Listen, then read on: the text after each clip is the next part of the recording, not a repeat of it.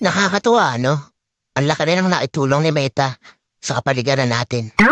Lalo na tuwing umaga, wala ka na halos makita ang mga chismosa na nakatumpok dyan sa labas ng bahay nyo. Halos bihira na nga rin silang tumumpok dyan eh. Paano kasi?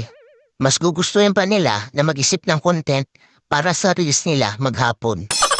Oo, ayaw na nila makipagchismisan o makitumpok dyan sa labas ng bahay nyo.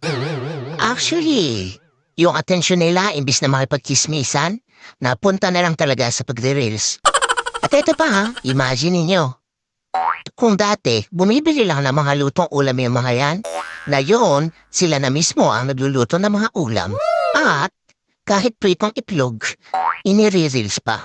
Ganon kahusay si Meta. At ito ang pinakamalupit. Kung yung dati yung asawa mo tinatalahan ka sa tuwing uuwi ka, ngayon, hindi mo na makausap.